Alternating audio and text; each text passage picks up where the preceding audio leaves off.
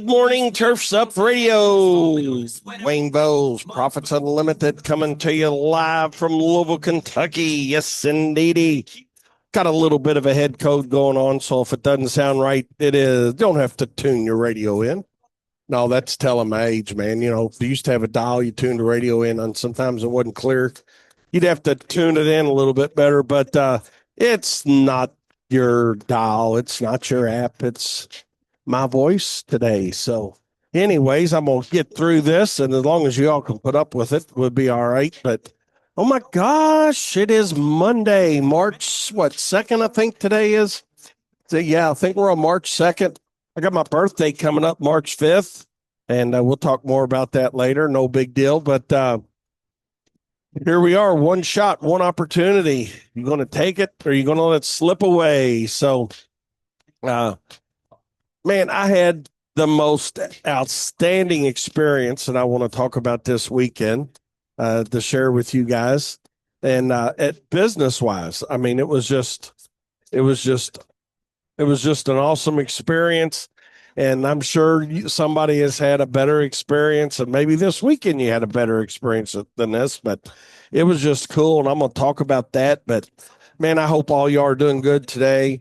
Hope your weekend went well. And other than a little cold I got that I'm fooling with, I had a really, really good weekend. And, you know, there's a lot of people that are a lot worse off than I am sick wise. So, hey, if y'all can put up with it, I just wanted to come in and do my show today, even though we got a really crappy day outside. I mean, it's like 35 and raining. And, you know, all day yesterday they were talking about special weather statement, you know, and all this. And I'm like, dude, we ain't going to be having all that. I mean, I'm sure Kyle was probably waiting all day for me to reach out to him about, you know, what we're going to do and how we're going to do it and all that. But there wasn't any opportunity. So, but I want to give my buddies from BAM credit for not blowing it up for us like everybody else was doing. And it was so funny. I was telling Tabitha, I said, man, they're trying to make a big deal out of this. I says, but it's been 60 degrees as recently as Saturday. You know, Friday was 73 or 74, and then 60 plus on Saturday. And they're trying to convince people to be scared and treacherous and hide and protect your kids and go to the grocery store for a 2-hour exposure to maybe 32 degrees. And I guess, you know, they're getting that last nut for the end of the year. You know, it's like the squirrels, you know, hiding their nuts for winter. This was the last time they were going to be able to probably talk about weather and potentially that kind. Now, you know, north of us a little bit, there was a little bit of an issue with some freezing rain, but still, I don't think it was a road situation. It was like, elevated things and, you know, your handrail and stuff like that. It was just too warm. But again, big shout out to my buddies at BAM for not sensationalizing that like every other station did here in our local market. And I'm sure your all's markets don't do that. It's probably just our market. But, you know, no, I know that's BS too, because I've been to quite a few different markets while it's snowing, and they all blow it up like that, you know. So, but anyway, I got back in town. Katie got back in town. Katie was out of town. And other than that, that was pretty much the weekend. And we're going to talk about that weekend and how it relates to business and the place that we happen to stay in. And for some of you guys that follow us on Facebook, on my personal page, I don't do a whole lot on my personal page, but we had one post. I don't post a lot on there. I can't stand Facebook, to be honest with you, very much. So I just don't do a whole lot on it. And our business page, we do some things. Daniel does quite a bit to keep that active, but you're not going to see a lot of posts on me. It's a lot of BS and crybaby and everything else, whether it's personal or business, you know. So I guess they don't have anybody else to talk to in real life, so they put it out there and post Facebook land. So, but anyway, hey, whatever blows your dress up, man, you know. No pun intended. But hey, we got a great day going on here at Wayne's Lawn Service. Nothing going on. A great day. You might as well enjoy it because you can't do anything about it. Rain today, rain tomorrow, rain Wednesday, rain Thursday, maybe not rain Friday, rain Saturday, rain Sunday, and looks like Monday rain. So, who knows? 3 to 5 inches of rain. Phone's going to start blowing up, and where you at? Where you at? Where you at? And we're why? We're in Fort Lauderdale, Florida. We're in Siesta Key. We're in Maui. Why ain't you treating my yard? Well, sorry about your luck, Chuck. But the reality of it is we can't do anything about it. So I don't know. We're going to try to get we'll try to get some lawns done at some point this week as far as starting our pre-emergent. Once we get approval from headquarters on that slash Stephen West, we'll start doing start those applications. But I think we're going to probably be safe with that. So uh, yeah, true. Kyle's giving me a weather update as we speak.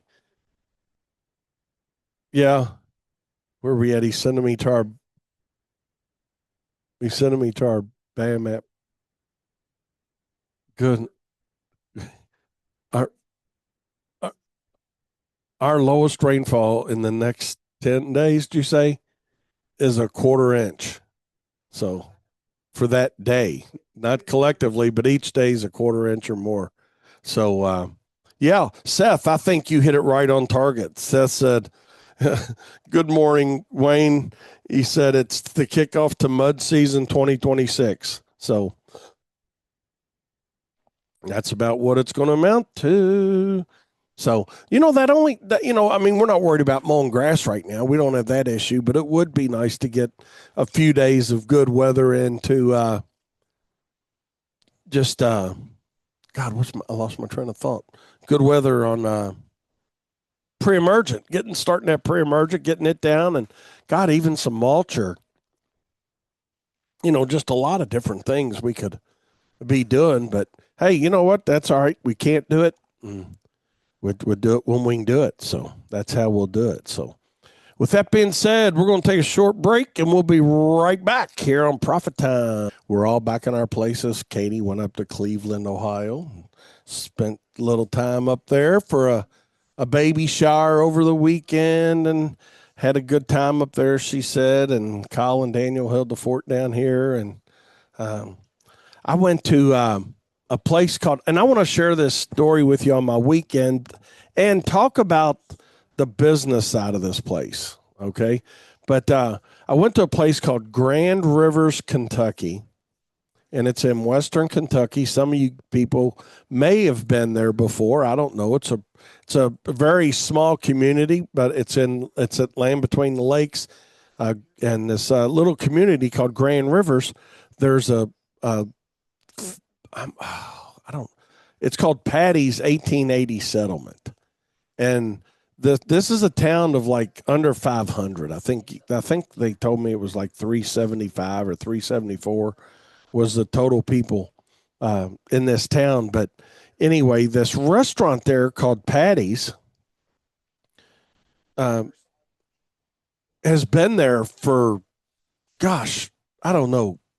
The gentleman told me actually here. Let me go back a little bit. I probably should have done my little recon on this, but it it goes back to hey Kyle, look that up or Katie. When Now, yeah, but the 1880 settlement is the deal. But when the restaurant actually opened up, I would say it's probably going to be 60s or something because he said this restaurant that's there now is different than what it started. What it started as, his mom wanted to start a hamburger. When was it? 1977. 1977, and he said his mom wanted to start, and his dad wanted to start a hamburger and ice cream place. Is what this was started out as. And he said his dad approached him after military time that He said, "Hey, I'll tell you what I'm going to do. Uh, I'm going to give you I'll give you 35% of the business in 5 years." And he's like, 35% of a business, of the non-existent business, that we have no idea what it's going to be like, and how we, how am I going to make that make sense, kind of concept. And I'll tell you how I found all this information out. Was they probably got the story somewhere too, but Tab and I went down there Friday, and and if you can imagine, it's a very small community, like I said, but of about 374 people, I think is what Chip said. And Chip is he's the son to Patti. Okay. And what he was telling us, when first of all, we stayed at this bed and breakfast that he owns. Okay. And when we walked in to the bed and breakfast to check in, very quaint little place, very nice looking. When you walked in, he was actually sitting at a patio table outside smoking, and he's got a little dog. I can't Tabitha would remember what kind of dog it is. Had a little dog in a chair next to him. He said he at first he just said, hey, my name's Chip, and this is my dog. I want to say Mitzi or something, but I don't think it was Mitzi, but it was something like that though. And anyways, we went in and we checked in, and it's the first time we'd ever been to a bed and breakfast, so we had no idea of what to expect. But so we went in, and Shannon, the lady there at I'm gonna call it the front desk, but it was kind of like if you walked into our office, there's just and it wasn't an office. It was just part of like a sitting area where her desk was, and she's, oh man, it's great to see y'all, blah blah blah. And the whole thing, though, the whole experience of walking in just made you feel very welcomed.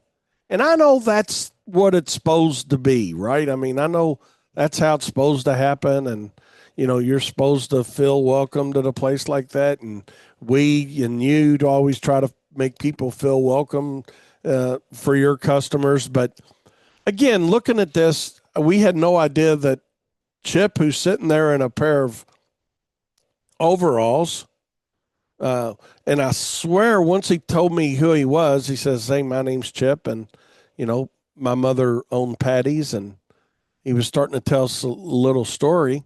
I'm like, damn, this reminds me of a story my dad told me about a guy that came my dad used to work at a place called the Kentucky Pen Shop downtown. And he said a gentleman in overalls came in at Christmas time, and he said, the other two people in there and the other two salespeople didn't want to wait on the guy, because at that point, downtown Louisville was very business oriented, and a lot of, that's where all the professionals were at, right? So here comes a guy in with overalls, and nobody wanted to wait on him because they didn't think he had 2 cents. And that's what I thought immediately. I thought, damn, this is just like that pen story. Here's a guy that owns, I come to find out, a whole lot of property in town. He and his partner are realtors, or his partner Michael, and I'm sure he wouldn't mind telling me telling this story because he shared it all with us, But they own quite a bit of property there in town, and he said, my mother started Patty's, but at that time he was telling us that it was before they started it, like I said, it was going to be a hamburger and ice cream for people that came down the land between the lakes, because they're right across the street, if you will, from a marina, a sailboat marina. And he said it's a lot bigger now than it used to be, but the idea was to sell people hamburgers and ice cream when they've either going to or coming off the water. And that was the idea behind it. And so he said, hey, when you guys get settled in, if you want to come out here and sit around the table, he said, feel free to come out here if it gets cold tonight. He said, and he did. Daniel, this was cool as hell. They had this long rectangle tables, probably you could see around 10 people around it, right? And, and he said, we got electric blankets out here for everybody. So if it gets cool at night, you can just and they had plugs on the table. And this wasn't no fancy table. It was just a table that they had zip ties on these plugs that they had put around the table. And I mean, I'm sure it was safe, you know. I mean, first thing you think about is, God, this place is going to burn down when you're looking at, you know, but they had these where people could plug in if they wanted to plug in, sitting around a table. And everybody in the world smokes down there. So that was something different too. It was like, damn, when we walked in, we saw ashtrays, you know, sitting around, not inside, but you know, outside everywhere. There were ashtrays. So if you wanted to smoke, it was like it was welcomed outside, but it was no smoking on the inside. Like, I don't know if that's state policy or not, but long story short, he said, "Hey, man, if y'all want to come out here and sit, this is just kind of like where we gather. You're welcome to join us." And so we said, "Hey, appreciate it, thanks." And you know, we walk in, and there's Shannon, and she checks us in, and she ended up introducing us to a lady named Kim and Tanya, and and you know, they work there as well. And come to find out, Kim, I think, yeah, this is right. Kim is Chip's niece, who happens to be living in the area with them now for a little while, and then the others are just friends, for you know, from down there for forever. So anyway, I tell you that story to tell you this story. So of all the places to stay down there, and you're thinking, well, Wayne, how many places could there be to stay in a town of 374 residents? A lot. I mean, there's I don't know, but if you look up Grand Rivers, Kentucky, if you Google it, you're going to see that there's a ton of places to stay. It's all no chains. It's not big enough for a Holiday Inn or any of that kind of shit down there, but it's all local stuff. But it's a ton of bed and breakfast, Airbnbs, hotels that you see in small communities. You know, just that kind of thing. And I'm thinking, what were the chances of us just arbitrarily picking one, you know? And I gave Tab credit on this. Is just we got lucky with finding this one that he was at. Or you could say, well, it was a pretty weird experience, you know, and you probably felt uncomfortable. But no, I love the story of the whole business model and how it came about down there for them and with his family. Excuse me, had to cut my mic off there for a minute. Had to cough a little bit. But Chip was just really a neat guy to listen to. And just the thought of, you know, and he was telling me something, and I'd never heard this on TV or anything. And I think I would have remembered this, but he was telling us, God, now I've forgotten the exact date. I think it was 2012 or maybe 2018. I'll look it up. But anyway, not too long ago, the place burned down. Patty's, the restaurant, burned down, and they had to rebuild it. And he said he wanted to rebuild it exactly the way it was because, you know, he said everybody that, or most of the people that come to a place like that, it's, you know, they start coming when they're younger, and there's some stories to that. And he said, but they come when they're younger and they remember something a certain way. And he said, we didn't want to change that for fear of losing, you know, some of that customer base. So he said it was a little bit challenging trying to build it back the way it was. He said, I'm going to tell you, it's built back not nearly as nice as it was because, you know, and he was joking. He's holding his hand while he was serious, but he's like, you know, when it was built, we had wood this thick, and he's holding his fingers out. And he said, now it's this thick, you know, showing you how thin it is. He said, but that's, you know, that's just a difference in the construction materials. He said, but I wanted to build it back just very, very similar to what we had. And he said, it's really weird. He said, because we started as a small hamburger and ice cream shop. And he said, we build on a room, we'd add a room, we'd add a room, we add a room. He said, so there's, and I forgot exactly how many rooms he said there. I think it was 19 different dining rooms. It was a whole lot, Katie, like that Italian place we went to eat, where they have themed rooms. And they did that because every time they added a room, they had a new theme to that room, and which was pretty cool. So, anyways, we got that story, and then Friday night, Tab and I had reservations and they do recommend reservations. It's a decent sized restaurant, but they've got just a ton of people that come over there on the on a regular basis, and even this time of the year where it's not lake season, and that's how we kind of ended up there. Tab said, "Hey, I thought I'd get you kind of close to a lake since you hadn't had any lake time." So, but he was telling me, when they're wide open and full blown in it, they're around 1,800 to 23 customers a day that roll through that restaurant. Which again, that can sound like a lot of people or not a lot of people to some, but it's quite a few people when you're to me it was for what they got going on down there, and attached to this restaurant area are these little shops to kind of give you something to do while you're either waiting on your reservation or whatever you're doing when you're in this little community. But we just feel so fortunate to have run into them and hear the backstory to that place, that I got to thinking, wouldn't it be cool to just sit down and tell your story? And I mean, that's really why I'm sharing this with you today on Turfs Up Radio is, what does your story sound like?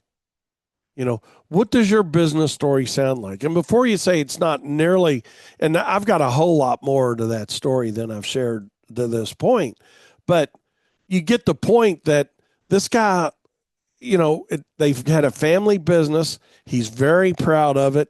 Some of his brothers and sisters were involved in it. Some of them weren't. And some of them wish they were now. It's like everything, right? I mean, or like a lot of times that's how it works, But the reality of it is they've just got a family business that traditionally has been ran from the day it started. And they got these, like anything, they're famous. I guess they're famous. This is what he said. They're famous for their pork chops. Anybody that's been there probably understands it. I'm curious if any of you guys listening to us have been there, number one. But secondly, if you have, did you go to that restaurant? Because they've got 3 or 4 different, or probably more than that, but that's what we saw, different restaurants. And Chip owns a few of them. So it's like, okay, if you don't go to Patty's, you go to this other ones that that one's ours too. They've progressively added on. But in talking to this guy, Chip, I'm talking about, you would never, ever know that they had all this property. And it goes back to judging a book by its cover. And this guy was just as cool as a cucumber, man. It could be. And we went out. We went to eat. They got free golf carts at the bed and breakfast that we stayed at there. They've got like 6 or 7 free golf carts. It's like one for each room that's there or something, and that you can use and just drive around. So Friday, Tab and I actually took a ride on a golf cart around this community, and it was just really, really neat to think, you can get around, they got, and this wasn't like it was a high dollar experience. It was just a very rural community. And we went purposely to like one of their food stores, went into the food store, and the liquor store was attached, restaurants, went into a couple of the shops. And I'm really looking forward to going back and doing like a day of shopping experience there, just walking through, the shops. And the cool thing about it is Chip was telling us that hey, go try this, try this, try this. And he was giving us names of places that, that weren't his, that they weren't his. Um, but it was more of, this is a community of people that, try to support each other is what it amounts to. And like I asked him, I said, well, just based on my experience down there, this was after we went down Friday night and had dinner. I said, there's got to be, most of these people are driving in. And he kind of laughed. He said, oh, yeah. He said, yeah. He said, we're in a town of 374 people and we're serving 1,800 to 25 people a day, you know. And I'm thinking, damn, man, that's crazy. And um, Seth, yes, you got to try it. You absolutely got to try it. It's just good food, uh, excellent service, and the company culture there that I experienced, Tab and I experienced, not just at the restaurant, but at the grocery store. And this was their off season, Cole. So this was at the end of their off season, if you can imagine, for a lake, right? They've been off, they do a great holiday package, evidently. When I say package, with light Christmas lights and all that to try to keep the economy going as long as they can. But that late December, January, February timeframe is their lean times, kind of like it is for us, right? For a lot of us in the lawn and landscaping industry, and they've diversified into other things like the holiday lighting things and stuff like that. But still, at the end of the day, when the lake season shuts down, excuse me, a lot of that changes as well, I'm sure. And so these people had a really good reason to be excited about a new season coming, but also at the end of their slow time of the year, which can be the most challenging, as we all know, right? I mean, that's just the reality of it. You know it, and I know it. That's how it can be in our businesses. So, but everybody that we encountered, which wasn't a ton of people, but like I said, 3 or 4 different stops that we made were all really, really above and beyond what they had to be doing, quite honestly, to be to make you feel like you wanted to come back. And I had this Tabitha had their pork chop Friday night, and I had this uh, beef Oscar or Oscar beef or something. I'd have to look up and see what it was, but it was delicious, man. I mean, and I know we're not supposed to eat meat on Friday, but I told God we were going down there, and I got a little dispensation, I hope, for that. But it was really, really good food, and I'm sure that's why they're serving the number of people that they're serving. But more importantly than just making the sell, and here's where it kind of comes back around to profit time, right? Again, yes, the sell is important, but it's the service after the sale that consummates the relationship. And there's no better place on earth that I've been that I didn't see that being the truth. That these people were generally concerned about you coming back. And I know Chip, when we got back and I was telling him, man, we had a great experience down there. And, I told him who served us. And Kevin, one of his managers, was there at that point. It was a little later and they had closed.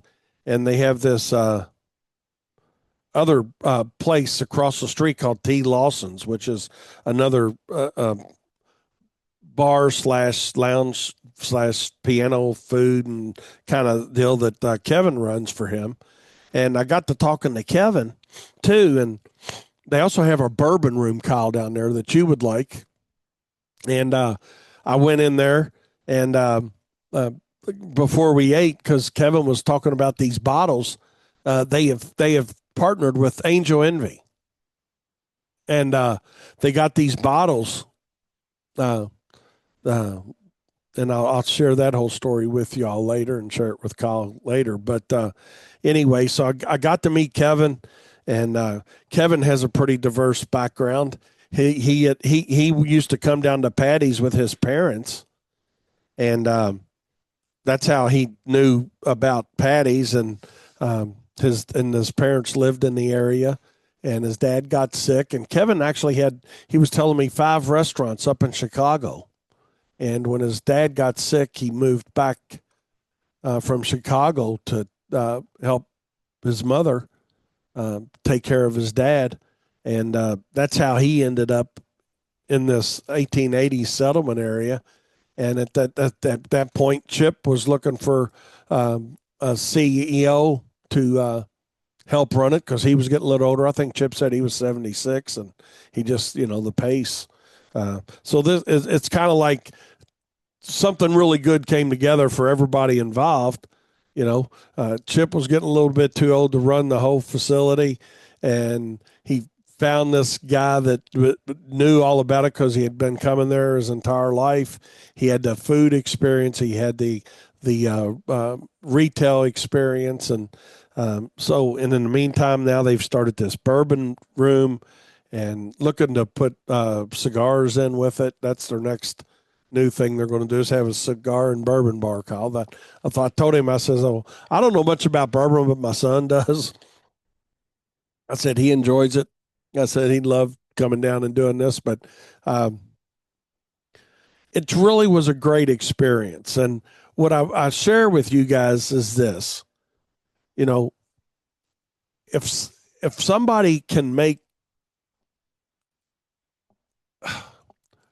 something work in a community of 374, and you like I said, Google it, Grand Rivers, Kentucky, Patty's restaurant, and just see what's all around it, which is not much. But to see how big and well known it is, I don't want any of you guys to ever use the experience you don't understand our market, Wayne.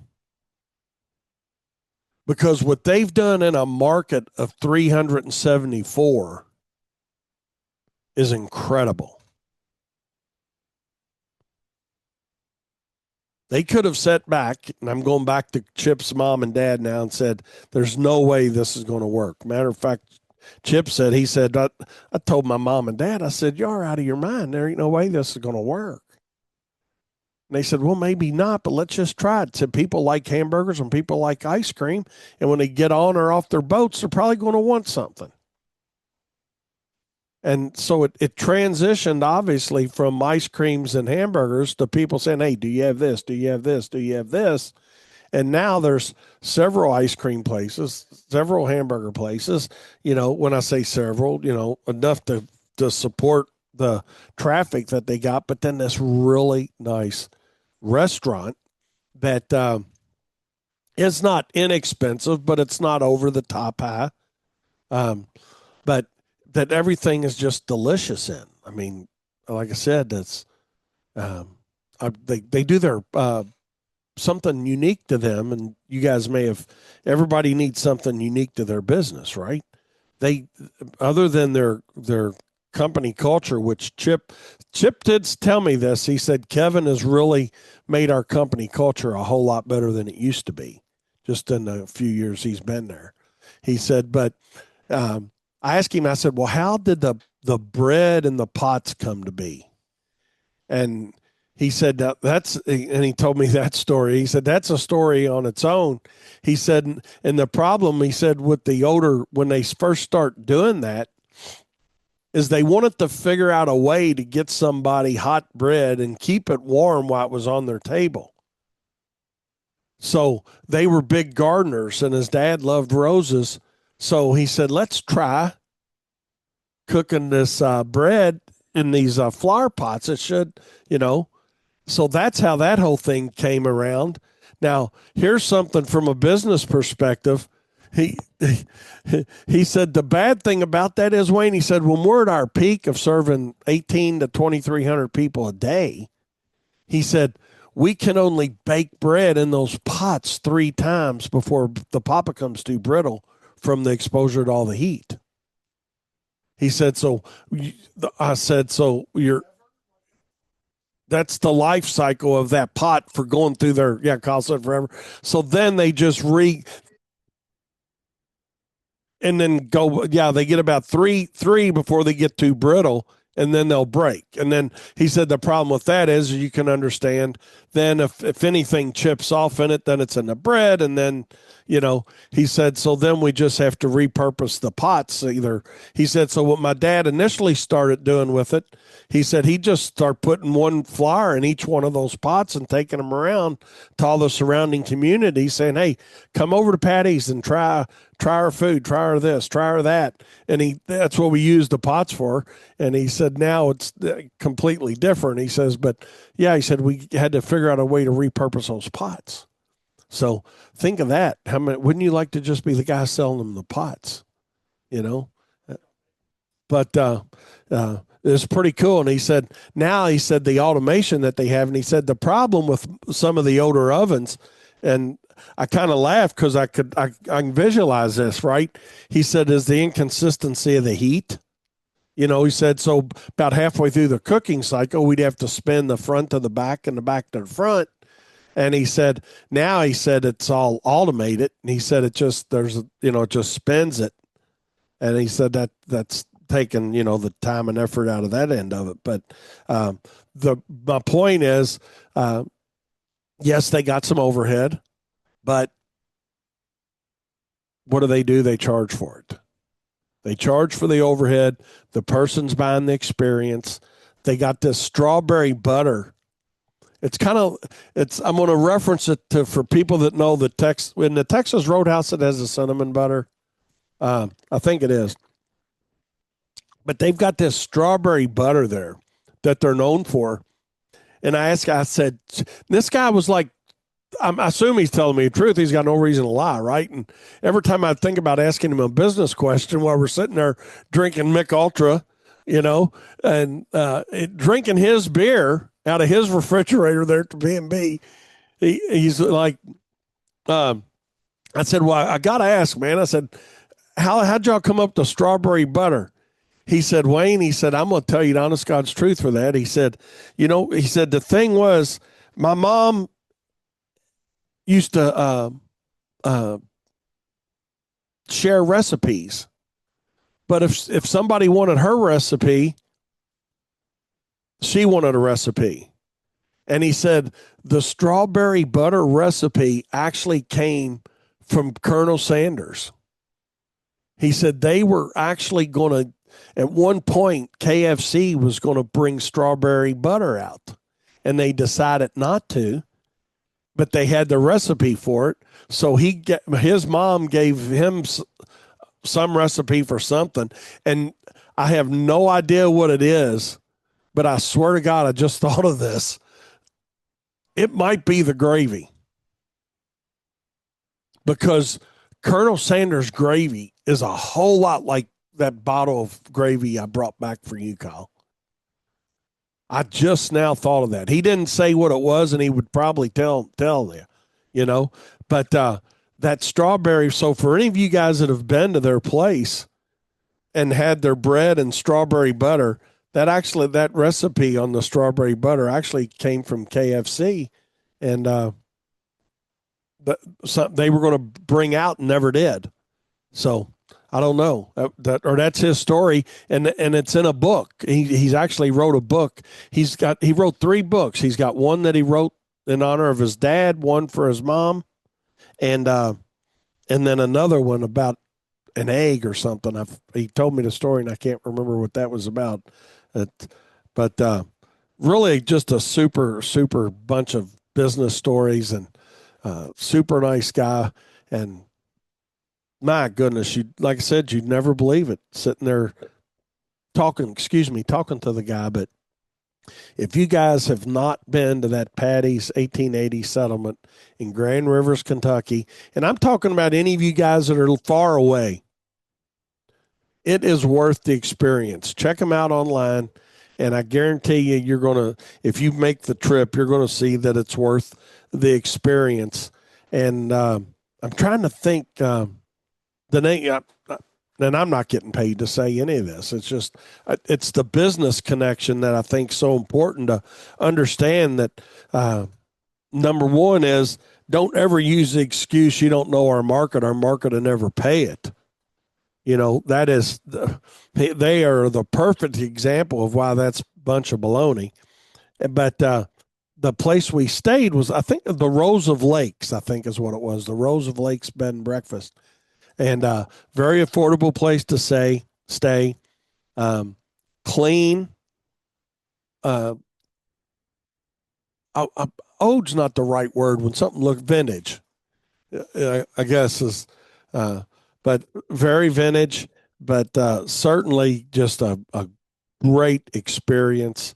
And I think that's all we all want for our businesses, right? Is our customers, the consumer, to have a great experience with us, and be willing to share your story. Be willing to share your story, and because Chip is certainly proud of theirs, and again, to look at it, I'm sure this guy could be uh, looking and playing a completely different role than what he does, but super nice guy.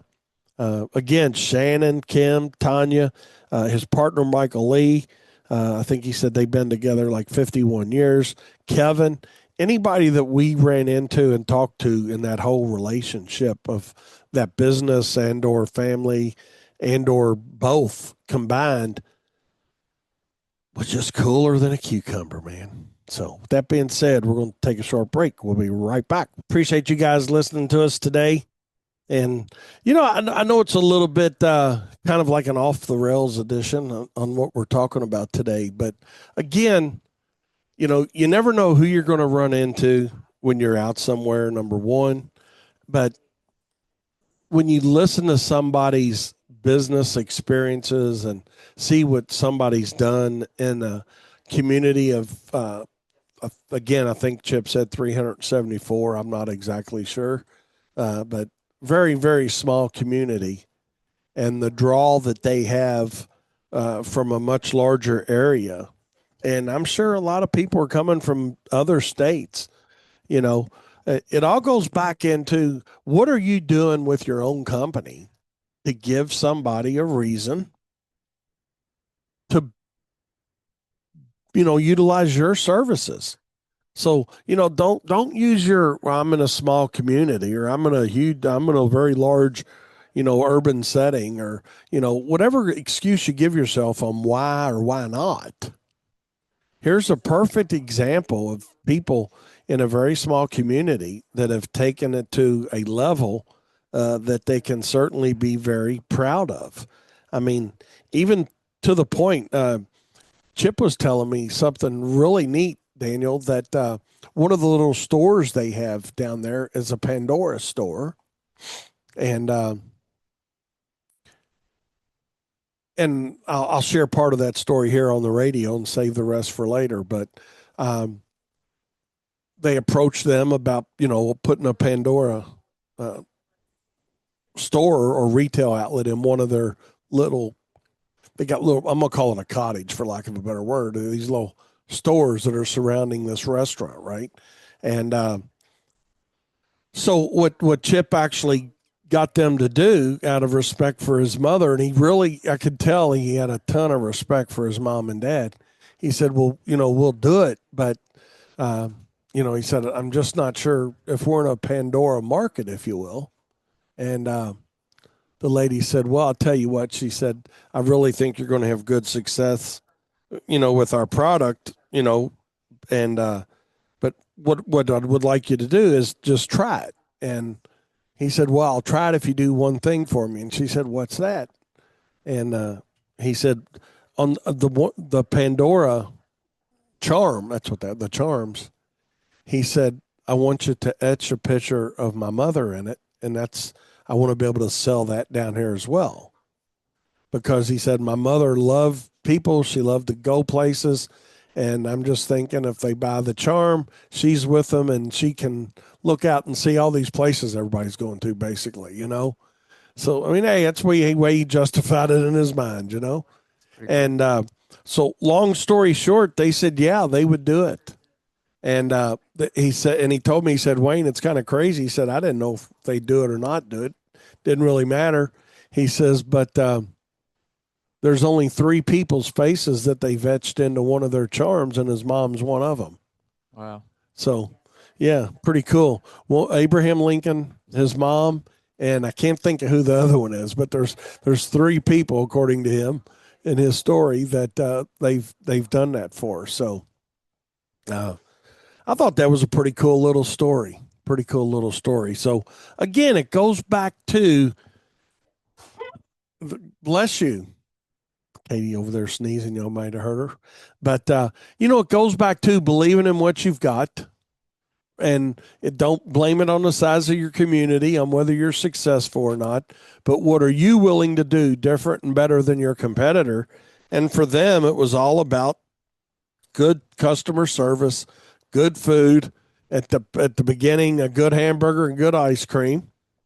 And they have certainly perfected it. And more importantly, they haven't grown complacent. And I could hear that.